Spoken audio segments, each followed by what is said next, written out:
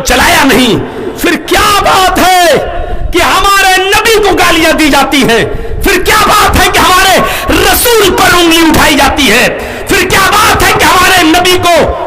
بہت بڑا مجرم قرار دیا جاتا ہے۔ کی اس تعلیم کی بنیاد پر دیکھ لو، آج تک مولانا جرجیس نے جتنے بھی سال بہار اور بنگال کا دورہ کیا، رامائن پڑھی، گیتا پڑھی، سنائے منتر، لیکن کبھی بھی میں نے کسی کے بزرگوں کو الٹا سیدھا نہیں کہا۔ جب بھی رام چندر جی کا نام آیا تو رام چندر جی، مریادا پروشوتم، کرشن جی، مریادا پروشوتم، یہی نام لیے ہیں۔ اور یہ ہمارا مذہب ہمیں سکھاتا ہے، یہ ہمارا دین ہمیں سکھاتا ہے کہ تم کسی کے بزرگوں کو برا بھلا مت کہو، ورنہ وہ تمہارے رب کو، تمہارے اللہ کو برا بھلا کہیں گے۔ میں پوچھنا چاہتا ہوں اس ہندوستان کی سرکار سے بھی، میں پوچھنا چاہتا ہوں اس ہندوستان کے ان تمام پنڈتوں سے بھی کہ مجھے بتاؤ، جب آج تک ہم نے، ہمارے علماء نے جب آپ کے کسی بزرگ کو برا بھلا نہیں کہا، آپ کی کسی کتاب کو آگ نہیں لگائی اور جلایا نہیں، پھر کیا بات ہے کہ ہمارے نبی کو گالیاں دی جاتی ہیں، پھر کیا بات ہے کہ ہمارے رسول پر انگلی اٹھائی جاتی ہے، پھر کیا بات ہے کہ ہمارے نبی کو بہت بڑا مجرم قرار دیا جاتا ہے، اور نرسنگھانند جیسے زہریلے سانپ اس ہندوستان میں پنپتے ہیں؟ کیا یہ آپ کے دھرم کی شکشا ہے، یا ان کو حکومت کی طرف سے اور سرکار کی طرف سے پشت پناہی مل رہی ہے، شہ مل رہی ہے کہ ہم تمہیں گرفتار کریں گے دکھانے کے لیے؟ حقیقت میں وہ گرفتاری نہیں ہوگی، بلکہ تمہاری سیکورٹی ہوگی، تمہاری حفاظت ہوگی۔ میں پوچھنا چاہتا ہوں کہ جب ہم اور مسلمان جب کسی کے بزرگوں کو گالی نہیں دیتے تو پھر کیا بات ہے کہ ہمارے نبی جناب محمد رسول اللہ کی شان میں گستاخی ہو، ان کو ایسے جملے بولے جائیں جو کسی بھی قیمت پر برداشت نہیں کیا جا سکتا ہے۔ اور آپ بھی جانتے ہیں NRC اور CA کو لے کر مسلمان برداشت کر لیتا ہے، آپ یہ بھی جانتے ہیں کہ ہمیں مارا کاٹا جا رہا ہے، گائے کے نام پر لنچنگ کی جا رہی ہے، ہم اس کو بھی برداشت کر لیتے ہیں، لیکن آپ یہ بھی اچھی طریقے سے جانتے ہو کہ مسلمان سب کچھ برداشت کر سکتا ہے، لیکن اپنے نبی جناب محمد رسول اللہ کی شان میں ہونے والی گستاخی کو منظور نہیں کر سکتا، برداشت نہیں کر سکتا، اور ہم ہی نہیں، کوئی نہیں کر سکتا ہے۔ کسی کے بزرگوں کے ساتھ اگر ایسا ہوگا تو وہ بھی برداشت نہیں کرے گا۔ اس لیے میرے بھائیوں، ایسے لوگوں پر انکش لگایا جائے۔ میں یہ نہیں کہتا ہوں کہ گستاخ رسول کی ایک ہی سزا، سر تن سے جدا، میں نہیں کہتا ہوں یہ سب جملے، کیونکہ میں جانتا ہوں کہ ہمیں جس ملک میں رہتے ہیں وہاں ہمیں اس ملک کے قانون کو ماننا ہے، اس ملک کے قانون کو ہمیں فالو کرنا ہے۔ لہذا میں یہ کہتا ہوں کہ تعزیرات ہند کے تحت، ہندوستان کے لا قانون کے تحت گستاخ رسول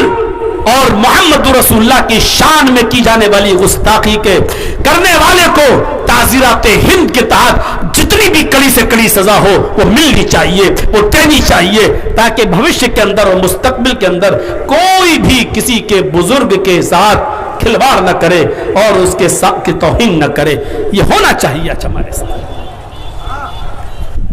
کیسے پیدا ہو جاتے ہیں ایسے لوگ؟ کیا عزت رہ جاتی ہے ایسے شخص کی؟ کیا ایسے شخص کو دین کا گیان ہے، دھرم کا گیان ہے؟ کیا دھرم نے کبھی یہ سکھلایا ہے؟ کیا کوئی بھی مذہب یہ کہہ سکتا ہے کہ تم دوسرے مذہب کے لوگوں کو ایسا ایسا بولو، اس کے بڑوں کو ایسا کہو؟ ارے ہمارے نبی محمد رسول اللہ صلی اللہ علیہ وسلم تو وہ تھے جب جنگ خیبر ہوئی اور خیبر جب ختم ہو گئی اور یہودیوں کو جب جلا وطن کیا جانے لگا کہ جاؤ اب تم اس علاقے کو چھوڑ کر دوسرے علاقے میں جاؤ، تو جانے سے پہلے ان یہودیوں نے کہا اے محمد ابن عبداللہ، محمد رسول اللہ، ہم جا رہے ہیں اپنے اس وطن کو چھوڑ کر، ہم نے شکست کھائی ہے، آپ نے اور آپ کے ساتھیوں نے ہمیں جلا وطن کیا، ہم جانے کے لیے تیار ہیں، لیکن میری ایک شرط ہے۔ کیا ہے؟ فرمایا کہ آپ اگر ہماری اس ریکویسٹ کو منظور کر لیں گے تو بہت اچھا ہے. فرمایا کیا ہے وہ ریکویسٹ, کیا ہے وہ گزارش؟ فرمایا اے اللہ کے نبی صلی اللہ علیہ وسلم, آپ کے ساتھیوں نے, آپ کے صحابہ نے جنگ کے دوران ہمارا جو مال لوٹا ہے ہمیں وہ واپس نہیں چاہیے, جو سامان لوٹا ہے وہ بھی ہمیں واپس نہیں چاہیے, جو برتن لوٹے وہ بھی ہمیں واپس نہیں چاہیے, جو بھی انہوں نے لوٹا, میری مال, میری دولت, میرے گھر مکان, ہمیں واپس نہیں چاہیے. مال غنیمت کے طور پر وہ سب آپ لے لیجئے, ہمیں نہیں چاہیے.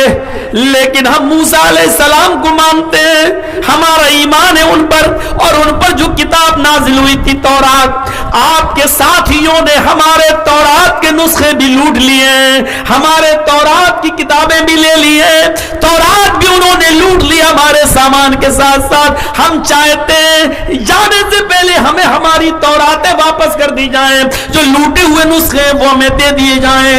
امام کائنات جناب محمد رسول اللہ صلی اللہ علیہ وسلم کی آنکھیں سرخ ہو گئیں. اے صحابیوں, یہ یہودی کیا کہہ رہے ہیں, کیا تم نے ان کی کتابیں بھی لے لی ہیں, ان کتابوں کو بھی لوٹ لیا ہے؟ جاؤ سارا سامان اکٹھا کرو اور ان کی جتنی بھی کتابیں, تورات کے جتنے بھی نسخے ہیں, وہ سارے کے سارے نسخے حاصل کر کے اکٹھا کر کے ان کو دے دو. موسیٰ علیہ السلام ہمارے بھائی تھے, ان کے اوپر تورات نازل ہوئی تھی, یہ لوگ تورات پر ایمان رکھتے ہیں, ہمیں ان کی کتابوں سے دشمنی نہیں ہے, ہمیں ان کے مذہب سے بھی دشمنی نہیں ہے. انہوں نے اسلام کے خلاف جو سازشیں کی تھی اس کی سزا ان کو مل گئی. اپنے مذہب پر یہ کھل کر عمل کریں, اپنی کتابیں یہ کھل کر پڑھیں, اپنے گرجاؤں میں یہ کھل کر عبادت کریں, ہمیں ان سے کوئی اعتراض نہیں ہے. لہذا ان کی کتابیں, ان کے تورات ان کو دے دیے جائیں. آپ نے ان کی کتابیں واپس کر دی. آئے گودی میڈیا کے اینکروں, یہ محمد رسول اللہ کا عدل تھا, یہ نبی اکرم صلی اللہ علیہ وسلم کا انصاف تھا. اس بھارت کے اندر غور کرو, وہ لوگ کیا عدل کریں گے جو ایک طبقے کو اور مسلمانوں کے دل کو جلانے کے لیے بھرے بازار میں قرآن کو جلا دیتے ہو تاکہ مسلمانوں میں آگ لگے, بھڑکے اور دنگا ہو. ہماری کتاب قرآن کے اوراق کو پھاڑ کر مارکیٹوں میں ڈالا جاتا ہے, ہماری کتاب قرآن کو جلانے کی کوشش کر کے اس کو راکھ بنا کر ہوا میں اڑایا جاتا ہے. غور کیجئے, جہاں ایسے ایسے معاملات آتے ہوں ان کو محمد رسول اللہ سے سیکھنا چاہیے کہ اللہ کے نبی نے ان یہودیوں کو تورات کے نسخے واپس کروا دیے. جب رات ہو گئی, کہنے لگے اللہ کے نبی رات ہو گئی ہے, میں صبح چلا جاؤں گا, صبح چلا جاؤں گا, رات سونے کے لیے ہمیں جگہ دلوا دیجئے, ہم صبح ہوتے ہی ہوتے آپ کا علاقہ, آپ کی بستی چھوڑ دیں گے. کوئی محفوظ جگہ نظر نہیں آئی تو اللہ کے نبی نے صحابہ کو حکم دیا, ان یہودیوں کو مسجدوں میں لے جاؤ اور وہیں پر سلا دو, اس لیے کہ مسجدوں سے زیادہ سرکشت اور محفوظ جگہ ان کو سونے کے لیے نہیں ملے گی. لہذا ان یہودیوں کو مسجدوں میں سلایا گیا اور صبح ہوتے ہی وہ یہودی وہاں سے نکل جاتے ہیں. یہ نبی اکرم کی انسانیت تھی, یہودیوں کو مسجدوں میں سلا رہے ہیں اور یہودیوں کے لوٹے ہوئے تورات کے نسخے بھی واپس کر رہے ہیں. ایسی مثالیں کہاں ملتی ہیں. آج ہمیں چڑھایا جاتا ہے کبھی NRC کے نام پر, کبھی CAA کے نام پر, کبھی ہمیں چڑھایا جاتا ہے مذہبی بنیاد پر, کبھی ہمیں چڑھایا جاتا ہے زیادہ بچے پیدا کرنے والا کہا جاتا ہے, جبکہ یہ سب کچھ فیک ہے, جھوٹ ہے, اور اس کی کوئی بھی نہ گورنمنٹ سطح پر کوئی اس کی تصدیق ہوئی ہے. لیکن یہ ساری باتیں کہہ کر ہمارے دل کو ہماری دل آزاری کی جاتی ہے اور ہمیں پریشان کرنے کی کوشش کی جاتی ہے. جتنا عدل ہوگا اور جتنا انصاف ہوگا یہ ملک اتنا ہی میرے بھائیوں ترقی کرے گا. ہمیں اور آپ کو سوچنا چاہیے اور غور کرنا چاہیے کہ عدل کیا ہے اور انصاف کیا ہے. اللہ قرآن کیا کہتا ہے, من قتل نفسا بغیر نفس او فساد فکأنما قتل الناس جميعا. اس مذہب کو تم دہشت گرد کہتے ہو, اس مذہب کو تم آتنکواد سے جوڑنے کی کوشش کرتے ہو جس کی تعلیم ہی ہو کہ جس نے کسی ایک انسان کو قتل کر دیا، مسلمان نہیں، یہودی نہیں، عیسائی نہیں، جس نے کسی بھی ایک انسان کو، چاہے وہ ہندو ہو یا مسلمان ہو یا عیسائی ہو یا جینی ہو، بدھسٹ ہو، سکھ ہو، کوئی بھی ہو، اگر ایک انسان کو اس نے قتل کر دیا بغیر نفس او فساد، اس کا کوئی گناہ نہیں تھا، اس نے کسی کا قتل بھی نہیں کیا تھا اور فساد بھی نہیں مچایا تھا، ایسے انسان کو اگر کسی نے قتل کر دیا تو اللہ کے نبی فرماتے ہیں فَقَتَلَ النَّاسَ جَمِيعًا، اس نے ایک انسان کو قتل نہیں کیا، فَكَأَنَّمَا قَتَلَ النَّاسَ جَمِيعًا، وہ ساری دنیا کی انسانیت کا قاتل ہے، ایک انسان کے قتل کو ساری دنیا کے لوگوں کا اور ساری انسانیت کا قتل قرار دیا ہے۔ دنیا کا کوئی مذہب ہمیں دکھاؤ جو یہ کہتا ہو ایک انسان کے قتل کو ساری انسانیت کا قتل، کہاں ملے گا؟ یہ انسانیت تھی۔ جرجیت صاحب روزے سے ہیں اور جرجیت صاحب کے پڑوس میں ہندو رہتا ہے، سکھ رہتا ہے، عیسائی رہتا ہے، اور اس پڑوسی کو آپریشن ہونا ہے، 4 بج چکے ہیں، روزہ کھولنے میں ابھی 2 گھنٹہ باقی ہے، لیکن ڈاکٹر نے کہہ دیا کہ جرجیت صاحب آپ کے باڈی میں جو بلڈ ہے وہی اس پڑوسی کو چاہیے، آپ کا بلڈ اس کے بلڈ سے ٹچ ہے، اگر ایک بوتل بلڈ اگر ابھی اس کو نہیں ملا تو وہ مر جائے گا۔ اب جرجیت کا مذہب اسلام یہ کہتا ہے کہ جرجیت صاحب اسی وقت روزہ توڑ دیجئے، توڑیے، اپنے ہاتھ کو پیش کیجئے اور ڈاکٹر سے بوتل بلڈ نکلوائیے اور اس پڑوسی کی، چاہے وہ ہندو ہو، چاہے وہ سکھ ہو، چاہے وہ عیسائی ہو، اس کو دیجئے، اس کو جیون دان دیجئے، اس کو زندگی دیجئے، اس لیے کہ روزے کی قضا تو بعد میں بھی پوری کی جا سکتی ہے، لیکن اگر اس کی جان چلی گئی تو دوبارہ نہیں آئے گی، اگر بچا سکتے ہو تو یہ کام کرو، یہ انسانیت ہے، یہ ہمیں اسی مذہب نے بتایا ہے۔ اس لیے گودی میڈیا کے ہڈیوں پہ پلنے والے اینکروں سن لو، اسی لیے میں کہتا ہوں کہ جرجیت کی نظر میں اسلام سب سے بڑا ہے، کیونکہ انسانیت کا سب سے بڑا سبق ہمیں اسلام نے دیا ہے، ہمیں اسلام نے بتایا ہے کہ روزہ توڑ دو لیکن اس کی جان بچاؤ۔ 1 ml 2 ml بلڈ نکالنا وہ الگ بات ہے، چلو بلڈ کی جانچ ہونا، ڈینگو کی جانچ ہونا وہ ایک الگ چیز ہے، روزہ نہیں ٹوٹے گا، لیکن ایک بوتل نکلوانا ہے، 250-300 ml بلڈ دینا ہے اور اس کی جان بچانا ہے، تو اتنا زیادہ بلڈ نکالنے کے بعد تو روزہ ٹوٹ جائے گا، لہٰذا اس روزے کو توڑ دو، اس کی قضا بعد میں کر لینا، لیکن اس یہودی کی، اس عیسائی کی، اس مسلمان کی یا اس ہندو کی جان کو بچانا اس وقت ضروری ہے۔ یہ اسلام ہمیں سبق دیتا ہے، یہ اسلام ہمیں سکھاتا ہے، اس لیے اسلام نے ہمیں بتایا ہے کہ انسانیت کیا ہے۔ محمد رسول اللہ صلی اللہ علیہ وسلم کو پتا چلا ایک یہودی بچہ میری خدمت کرتا تھا، وہ بیمار ہو گیا، بخاری شریف کا واقعہ، اللہ کے نبی اس 12 سال کے بچے کو دیکھنے کے لیے گھر پہ چلے گئے، اس یہودی بچے کے پاس بیٹھ گئے،